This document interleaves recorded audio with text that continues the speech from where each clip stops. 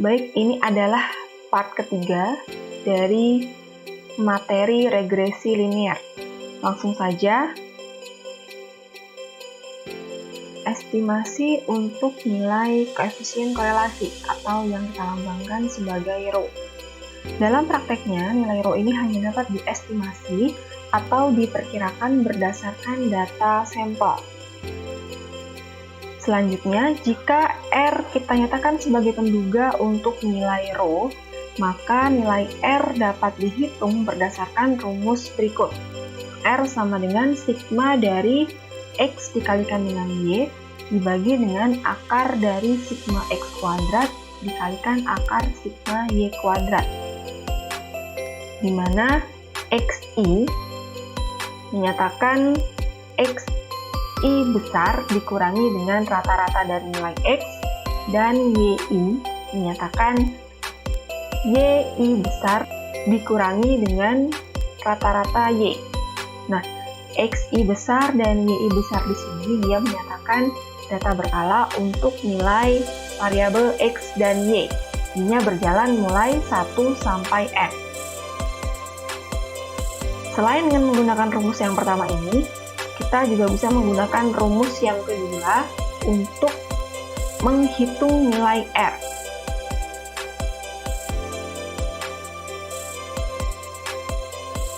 Jadi sama saja ya antara rumus pertama dengan rumus kedua. Ya, yang perlu kita perhatikan di sini adalah simbol XY-nya. Untuk rumus pertama dia menggunakan XY kecil, ya, di mana X dan Y kecilnya ini bisa kita cari menggunakan dua rumus ini. Sedangkan untuk rumus kedua kita menggunakan nilai X dan Y besar. Kemudian ada tambahan juga di sini untuk simbol N. Di rumus kedua ini dia menyatakan jumlah sampelnya. Selanjutnya, hipotesis tentang nilai rho atau nilai koefisien korelasi. Hipotesis tentang nilai rho ini dapat dituliskan menjadi 3 macam. Yang pertama adalah jika H0-nya menyatakan bahwa nilai rho kurang dari sama dengan 0. Ini berarti untuk hipotesis alternatifnya dia berbunyi nilai rho-nya lebih besar dari 0. Sehingga dalam hal ini, hubungan yang terjadi antara variabel itu merupakan hubungan yang positif. Kemudian kedua, jika hipotesis 0-nya berbunyi nilai rho lebih besar sama dengan 0. Sehingga hal ini membuat hipotesis alternatifnya berbunyi nilai rho kurang dari 0. Ini berarti hubungan antar kedua variabelnya merupakan hubungan yang negatif. Dan yang terakhir, jika nilai hipotesis 0-nya berbunyi nilai rho sama dengan 0, sehingga nilai HA rho-nya tidak sama dengan 0, ini berarti variabel X dan variabel Y dia memiliki hubungan. Selanjutnya pengujian hipotesis tentang nilai rho. Jika nilai rho sama dengan 0, maka varian R dapat dihitung dengan rumus 1 min R kuadrat dibagi dengan N min 2. Dengan N ini menyatakan jumlah data sampel.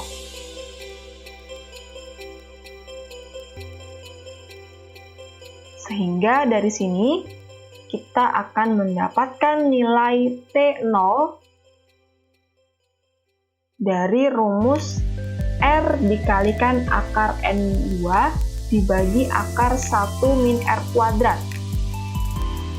Mengikuti fungsi T, di mana rumus ini mengikuti fungsi T dengan derajat kebebasan V sama dengan N min K. Jadi untuk rumus dari derajat kebebasan ini adalah V sama dengan N min K. Nah, rumus ini nantinya akan kita gunakan untuk mencari nilai dari T-tabel. T-tabel itu bisa kita temukan nilainya di tabel distribusi T atau tabel T-student. Nah, kemudian untuk penyebutan dari derajat kebebasan itu, pada beberapa tabel T-Student memiliki beberapa penyebutan yang berbeda. Jadi ada beberapa yang menyebut sebagai DK atau dengan kata lain adalah derajat kebebasan. Kemudian ada juga yang menyebut sebagai DF atau singkatan dari derajat of freedom. Kemudian ada juga yang menyebutkan sebagai DB ya, atau derajat bebas. Jadi kalau Anda mencari di internet misalkan tabel distribusi T misalkan seperti itu, jadi jangan kaget kalau penyebutan dari derajat kebebasan ini dia berbeda-beda. Itu bisa DK, DB atau DF. Jadi apa sih yang dimaksud dengan derajat kebebasan? Derajat kebebasan di sini bisa diartikan sebagai jumlah total pengamatan atau jumlah total observasi dalam sebuah sampel atas banyaknya kendali atau atas banyaknya parameter yang diletakkan dari observasi tadi. Ya, atau dengan kata lain, derajat kebebasan itu adalah banyak pengamatan bebas dari total pengamatan yang kita lihat dari sampel. Nah, rumus untuk derajat kebebasan tadi dinyatakan sebagai jumlah total pengamatan ya atau N dikurangi dengan banyaknya parameter yang ditaksir atau K. Nah, simbol K yang dimaksud di sini ini bisa berarti banyak variabel yang ada dalam pengujian. Jadi misalkan dalam pengujian tersebut ada variabel bebas dan variabel terikat ya, maka keduanya kita jumlah, itulah nilai K-nya. Kalau misalkan dari variabel bebas atau terikatnya dia lebih dari satu, tetap kita jumlahkan. Nah, misalkan dalam pengujian itu diketahui bahwa variabel bebasnya ada 2, kemudian variabel terikatnya ada 1 misalkan, maka nilai K-nya tadi merupakan penjumlahan dari 2 variabel bebas ditambah dengan 1 variabel terikat. Contoh misalkan, kita akan menguji ya pengaruh pendidikan dan umur terhadap pendapatan.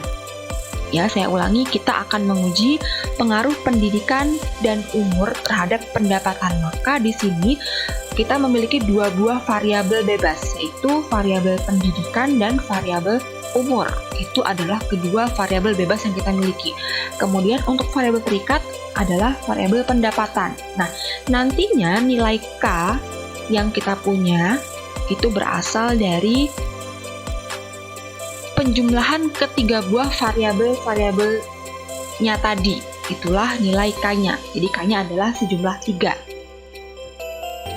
Oke, kemudian poin penting selanjutnya dalam menentukan nilai T hitung ini adalah kita harus dapat menentukan pengujian tersebut merupakan pengujian satu arah atau pengujian 2 arah. Perumusan pengujian satu arah atau 2 arah ini tergantung pada perumusan hipotesisnya. Misalnya nih, hipotesisnya itu berbunyi pendidikan berpengaruh positif terhadap pendapatan. Nah, ada kata berpengaruh positif, artinya semakin tinggi pendidikan, dia akan semakin besar pendapatan. Jadi, untuk perumusan yang seperti itu bisa kita gunakan pengujian atau uji satu arah. Kalau misalkan kita punya sebuah garis horizontal itu dia bisa mewakili daerah yang negatif dan juga daerah yang positif. Ya, sebut saja misalkan garis bilangan. Nah, garis bilangan itu kan daerahnya 0 ke kiri negatif, kemudian 0 ke kanan positif. Nah, kalau misalkan di sini kita anggap titik ini, ya dia merupakan titik kekuatan pengaruhnya, maka yang dikatakan sebagai pendidikan berpengaruh positif terhadap pendapatan itu dia daerahnya akan ke arah kanan. Jadi dalam artian, kalau kita lihat keseluruhan garis ini yang mewakili hipotesis ini hanya sebagian daerah saja, sebagian daerah garis saja, tidak semuanya. Oleh karena itu kita gunakan yang namanya uji satu arah. Atau misalkan kalau kita punya perumusan hipotesis yang bunyinya seperti ini.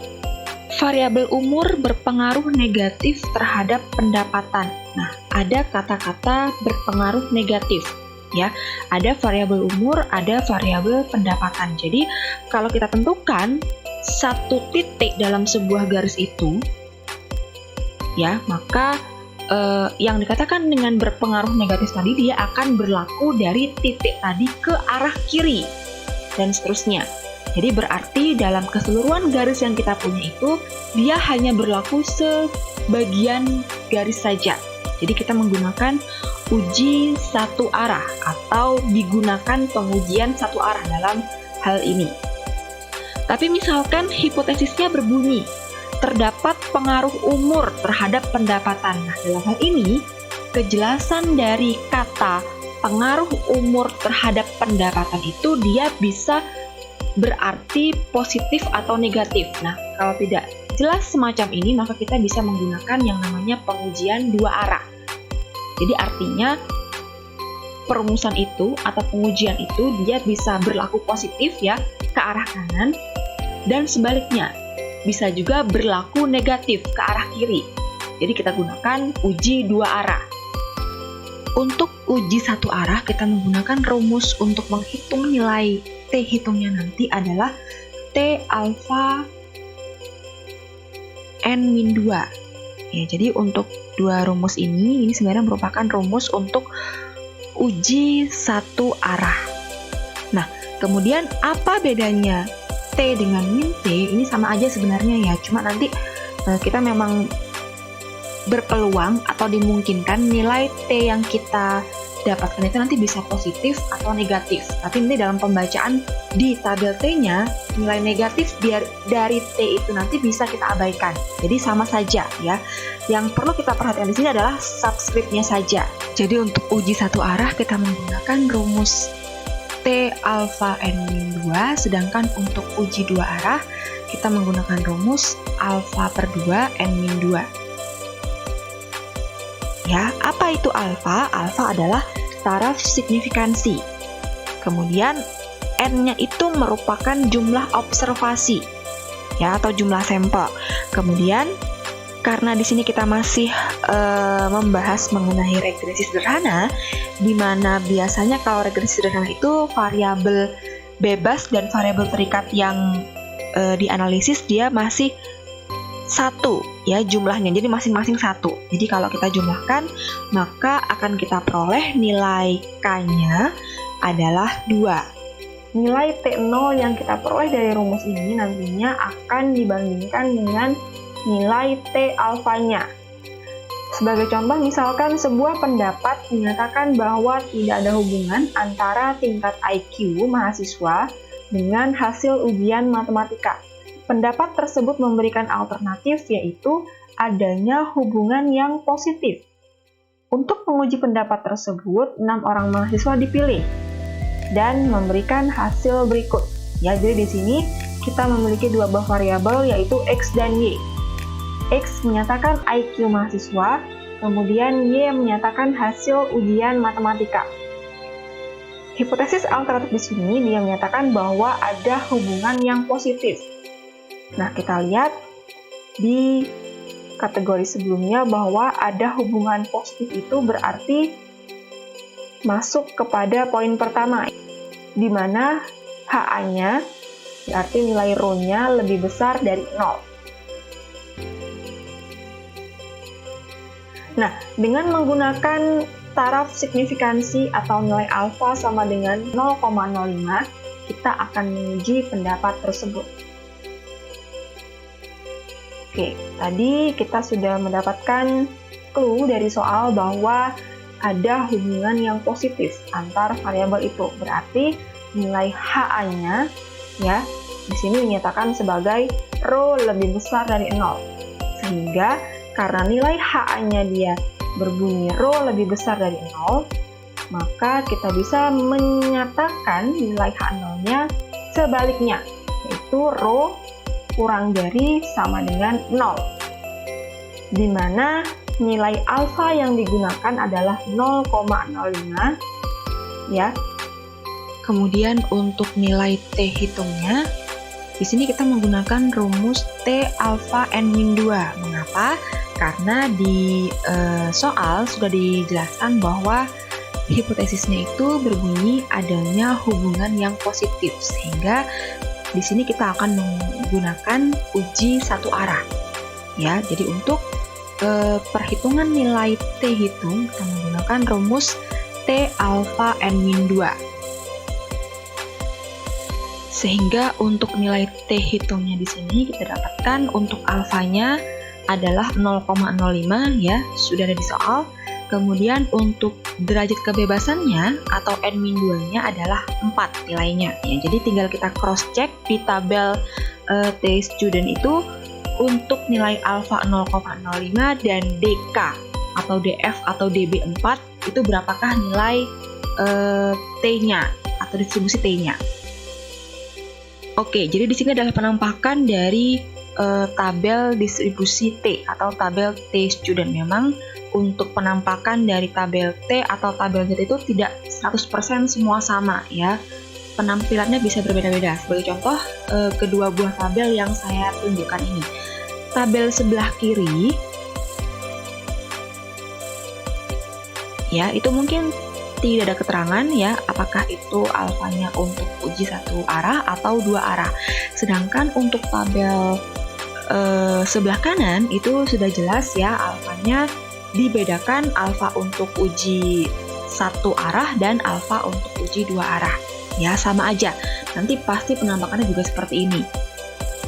Kalian bisa cari tabel T yang paling lengkap ya. Kemudian untuk penulisan nilai T-nya, kita lihat ya, untuk tabel yang sebelah kiri itu dia lebih teliti toleransinya ya. Jadi kalau kita lihat di sini untuk soal yang tadi kita bahas, yang sedang kita bahas ini, tadi kan alfanya adalah 0,05 ya, karena dia adalah untuk uji satu arah. Jadi kita pilih nilai alfa yang di sebelah atas ini. Jadi dia alfanya 0,05, kita lingkari ya, kanan dan kiri agar kita bisa melihat perbedaannya. Kemudian untuk DF atau DK-nya sama ya, di sini artinya baik DF atau DK sama-sama berarti derajat kebebasan. Untuk nilai DF atau DK-nya ini dia adalah 4, kita lingkari 4. Nah, kemudian kita tarik garis ya di antara kedua buah titik atau kedua buah nilai yang kita lingkari tadi ya. Nah, dia akan mengarah ke sebuah nilai yang sama, baik dari tabel kiri atau tabel sebelah kanan. Cuma untuk tabel sebelah kiri dia lebih, bisa kita katakan lebih teliti mungkin ya, karena di sini tertulis jelas bahwa untuk alfa 0,05 dan DF 4 nilainya adalah 2,1318, sedangkan untuk tabel sebelah kanan nilainya adalah 2,132. Jadi sudah merupakan pembulatan ya. Digit ketiga dan 4 kita bulatkan menjadi 2. Jadi Anda bebas mau mengambil yang mana. Kebetulan dalam hal ini kita gunakan nilai T-nya adalah 2,1318. Selanjutnya, karena kita ingin mencari nilai dari R-nya, maka kita munculkan dulu ya rumusnya biar kita tidak bingung. Jadi R yang kita pilih di sini kebetulan rumus yang kedua, R sama dengan N dikali sigma XI YI dikurangi dengan sigma XI dikalikan dengan sigma YI dibagi dengan R sama dengan N kali sigma XY dikurangi dengan sigma X kali sigma Y dibagi dengan akar N kali sigma X kuadrat dikurangi dengan kuadrat dari sigma X dikalikan dengan akar N kali sigma Y kuadrat dikurangi dengan kuadrat sigma Y. Baik, di sini karena kita mau mencari nilai R, maka kita lihat dari rumus R ini kita membutuhkan nilai sigma XY, kemudian sigma X ya, kemudian sigma Y. Kemudian ada juga sigma X kuadrat dan sigma Y kuadrat. Jadi masing-masing harus kita cari terlebih dahulu ya, supaya nanti tinggal dimasukkan angkanya ke dalam rumus. Nah, sigma X itu diperoleh dari menjumlahkan semua nilai X. Ini sudah saya screenshotkan tadi tabel untuk nilai X dan Y-nya. Jadi untuk X kita ada 1, 2, 3, 4, 5, 6. Ada 6 nilai X dan ada 6 nilai Y. Dimana untuk sigma X dia sejumlah 755 dan sigma Y ada sejumlah 535. Jadi untuk sigma X I mulai I1 sampai I6 total adalah 755, dan untuk sigma YI mulai I sama dengan 1 sampai I sama dengan 6 ya. Jadi Y1 tambah Y2 dan seterusnya sampai Y6 kita jumlahkan, diperoleh hasilnya adalah 535. Kemudian kita cari juga nilai dari sigma X kuadrat. Jadi ini adalah menguadratkan masing-masing nilai X, mulai X1 sampai X6, kemudian kita jumlahkan semuanya. Ya, jadi 110 dikuadratkan, kemudian 120 dikuadratkan, dan seterusnya sampai 140. Kemudian kita jumlahkan, diperoleh hasilnya adalah 95.525. Demikian juga untuk nilai Y.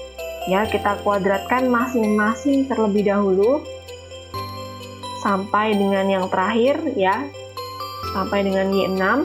Kemudian kita jumlahkan semua. Kita akan peroleh hasilnya 47.875. Nah, kemudian bagaimana dengan sigma XY?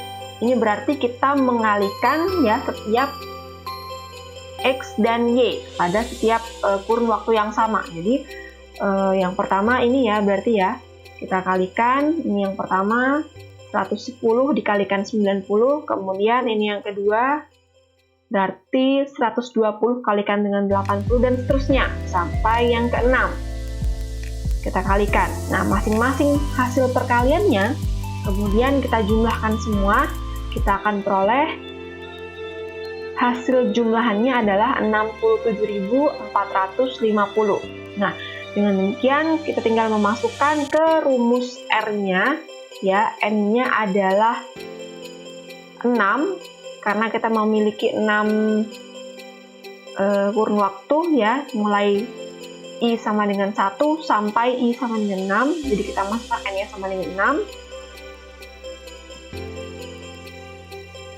Kemudian kita kalikan dengan sigma XY. Tadi sigma XY adalah 67.450. Di 67.450.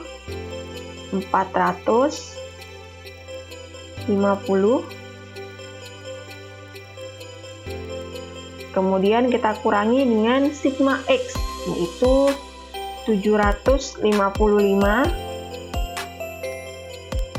Kemudian kita kalikan juga dengan sigma Y, yaitu 535. Nah, dari sini kemudian kita cari nilai penyebutnya, ya, akar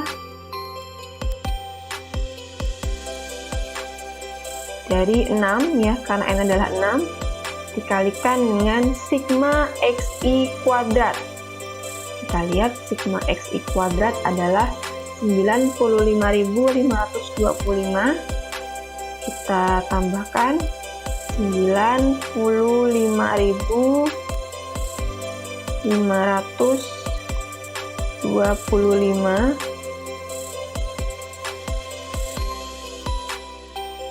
Kemudian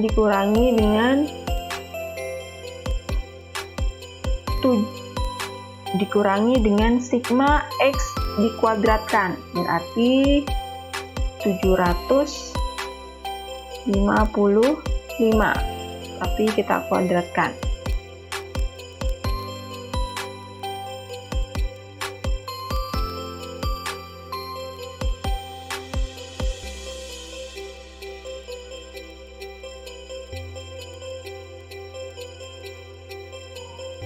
Nah, hasilnya kita kalikan dengan yang satunya lagi ya, untuk variabel y-nya. Jadi n-nya adalah 6, dikalikan dengan sigma y kuadrat, tadi kita peroleh hasilnya adalah 47.875. Kita masukkan 875, mohon maaf. Kemudian kita kurangi dengan nilai y dikuadratkan. Nilai y-nya adalah 535. Jadi 535 kita masukkan dulu. Kemudian kita kuadratkan.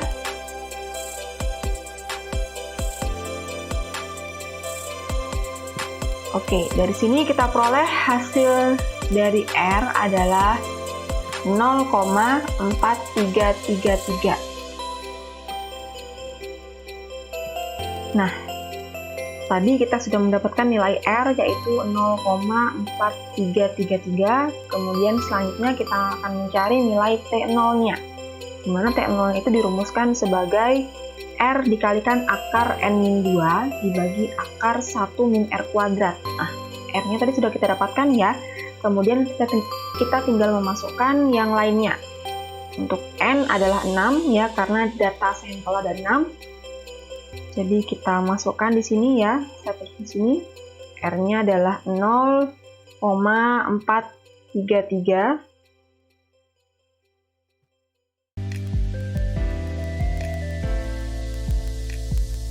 Kemudian dikalikan dengan N-nya adalah 6 dikurangi 2